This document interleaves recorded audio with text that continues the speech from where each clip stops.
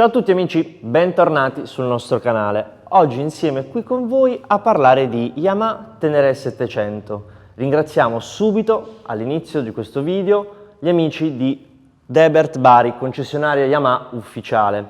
Bene, come sapete un po' tutti, non è uscita poco tempo fa la nostra Tenere 700, bensì abbiamo oggi intenzione di portarvi qualche contenuto differente, quindi qualche informazione in più rispetto a questo bellissimo mezzo nato per il deserto.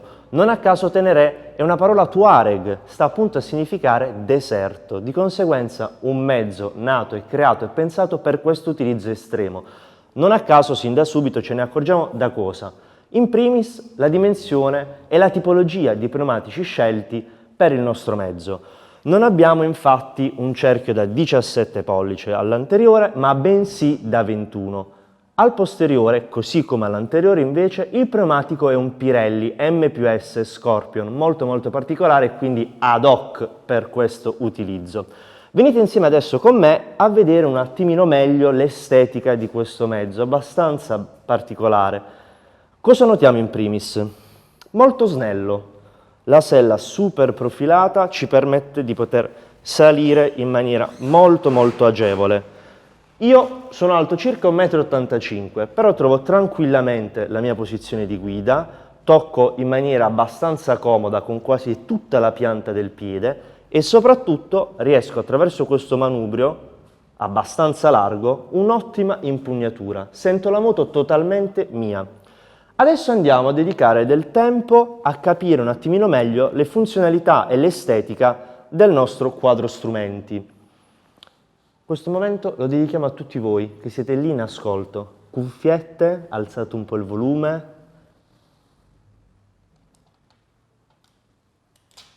Che goduria ragazzi, che goduria. Giriamo insieme, ecco. Beh, un quadro strumenti molto ricco, tante informazioni. Un'estetica sicuramente molto particolare, rettangolare, verticale in questo caso, ben ripartita e ricca appunto di informazioni di come vi stavo parlando prima. Abbiamo un satellite, quello destro, posizionato sotto il tasto d'accensione con un unico tasto, il nostro Select. Singolo questo, attenzione, mi spiego meglio, voi potrete attraverso un unico clic poter passare da un menu ad un altro. Dall'altro lato invece, come al solito, tasti dedicati alle funzioni quali abbagliamento, rimozione, inserimento freccia a sinistra e destra, spegnimento di entrambe e l'hazard ben in vista, tasto rosso, molto comodo. Qui sotto, in ultimo, tasto per il clacson.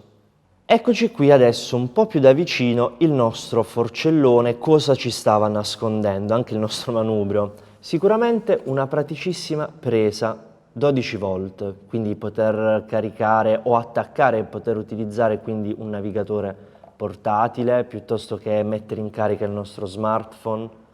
Al centro sovrasta tutto quanto il nostro schermo, un TFT, illuminazione bianco-nera, molto leggibile di cui vi stavo parlando prima.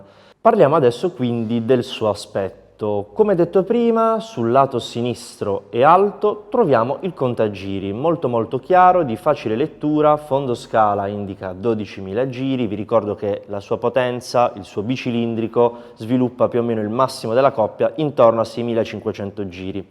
Poco sotto, al centro, ben leggibile, non molto grande, l'orario, in questo caso siamo qui, 4 del pomeriggio.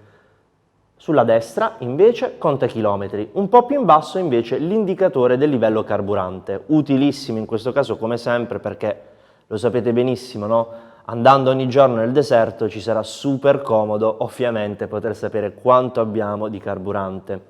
Scherzi a parte ragazzi, un po' più sotto l'indicatore della temperatura. Questo qui in realtà non è l'unico dato che possiamo ritrovare nella parte bassa del nostro schermo, bensì attraverso il satellite di cui vi ho parlato prima sulla destra o anche grazie a questi due comodi tasti posti nella parte alta, vedete possiamo andare a switchare nelle varie informazioni. Qui ci indica la temperatura del liquido, ecco adesso invece l'indicatore del consumo medio di litri per 100 km, qui accanto invece la media, il nostro trip, un altro trip appunto, il trip 2 e il trip 1 e concludendo appunto i chilometri di autonomia.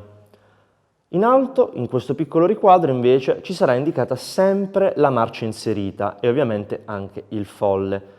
Spie tutto sui lati, queste qui a destra e dall'altro lato a sinistra. In ultimo, ma non per importanza, anzi utilissimo, troviamo quest'ultimo tasto nella parte in basso a destra.